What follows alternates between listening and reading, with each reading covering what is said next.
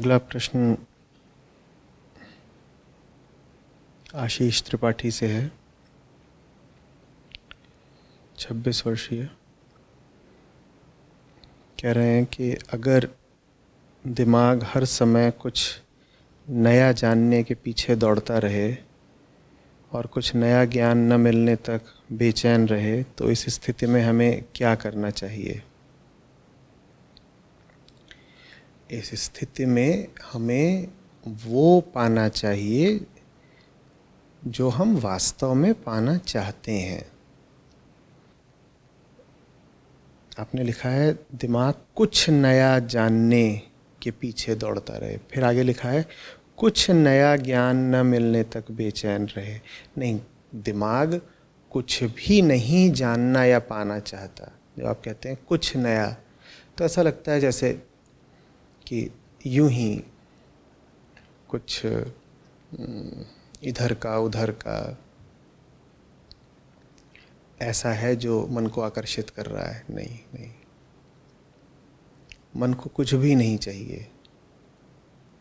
मन को यूं ही नहीं बेचैन रहना है। एक खास चीज़ है जिसकी मन को आवश्यकता है। एक खास बात है जो मन को जाननी है। कुछ भी साधारण सामान्य नहीं चलेगा।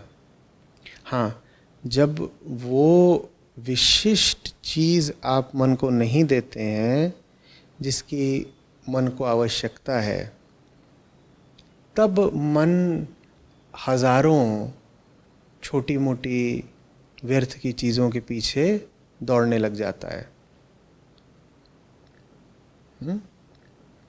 और फिर आपको लगता है कि मुझे ये एक चीज़ चाहिए, ये दूसरी चीज़ चाहिए, तीसरी चीज़ चाहिए।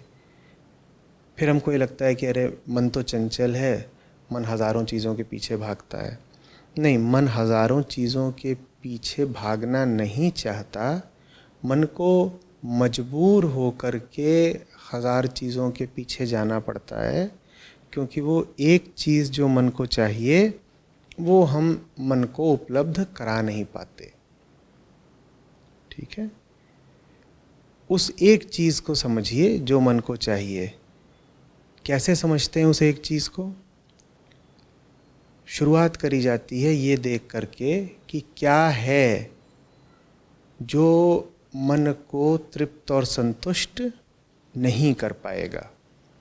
सबसे पहले तो उन चीज़ों के पीछे जो हमारी व्यर्थ दौड़ है उसको रोका जाता है।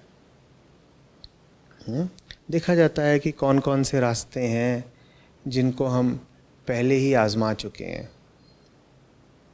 देखा जाता है कि कितने प्रयोग हैं जो हम पहले ही कर चुके हैं और आसपास के दूसरे लोग भी करके देख रहे हैं। कौन कौन से रास्ते हैं जो प्रचलित हैं, समाज स्वीकृत हैं, जिन पर पूरी दुनिया ही चल रही है और चल इसी उम्मीद पर रही है कि उस रास्ते से मंजिल मिल जाएगी, संतुष्टि मिल जाएगी, चैन मिल जाएगा। मिलता नहीं है, न दूसरों को मिलता है न आपको मिला है। तो सबसे पहले ऐसे रास्तों को बिल्कुल बंद कर देना चाहिए। जो रास्ता आजमाया हुआ है, जिस रास्ते का पता है कि ये कहीं को लेकर के नहीं जाता या जहाँ को लेकर के जाता है वहाँ मेरे लिए कुछ रखा नहीं है, उस रास्ते से बार बार उम्मीद बनाए रखना कोई बुद्धिमानी का काम नहीं है। तो शुरुआत नकार के तरीके से करनी होगी। बहुत सारी चीज़ों को बिल्कुल निषिद्ध कर देना होगा। ये करने के बाद आप पाएंगे कि आप एक ऐसी जगह पर खड़े हो गए हैं जहां आपको सही रास्ता या सही काम या सही ज्ञान मिला नहीं है, और जो पुराने आपके सांत्वनाप्रद रास्ते थे उन रास्तों को आपने बंद कर दिया है। ये और कठिन स्थिति होती है, क्योंकि इसमें आपको लगता है कि घर के रहे न घाट के। लेकिन इस स्थिति में कुछ दिन तक रहिए, कोई ना कोई रास्ता फिर अपने आप खुलता है। और वो गलत रास्ता नहीं हो सकता, क्योंकि गलत रास्तों को आप बंद कर चुके हैं, और गलत रास्तों को बंद करने कि अब आप हिम्मत भी अपने भीतर पैदा कर चुके हैं। तो कोई गलत रास्ता अब आपके सामने खुलता भी है तो आप उसकी ओर आकर्षित नहीं होते, हिम्मत करके उसको मना कर देते हैं, है ना। इस प्रक्रिया में जो एक चीज़ आपका साथ दे सकती है, क्योंकि आपने नया ज्ञान पाने की बात करी है, वो है वेदांत। इधर उधर का बहुत सारा खिचड़ी ज्ञान इकट्ठा करने से कहीं बेहतर है कि आप वेदांत का ज्ञान थोड़ा पढ़ें। वेदांत का ज्ञान आपके मन पर और बोझ बनकर नहीं बैठ जाएगा। थोड़ी देर पहले मैंने एक शब्द का प्रयोग किया था, नकार। वेदांत का काम है आपके मन में जो पूर्व स्थापित ज्ञान है उसको नकारना, उसकी सीमाएं दिखाना,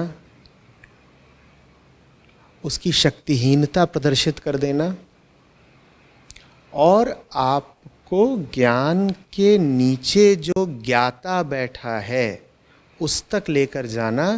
क्योंकि समस्या ज्ञान की बाद में है, समस्या तो ज्ञाता के साथ है ना। ज्ञान को थोड़े ही बेचैनी या तकलीफ होती है, परेशान तो ज्ञाता है ना। वेदांत का काम है आपको ज्ञाता तक लेकर जाना, उस इकाई तक लेकर जाना जो कष्ट का अनुभव करती है। जब आप उस तक पहुंच जाएंगे तो आप पाएंगे कि उस कष्ट की भी असलियत क्या है ये आपने जान लिया। कष्ट की असलियत को जानना ही कष्ट से मुक्ति बन जाता है।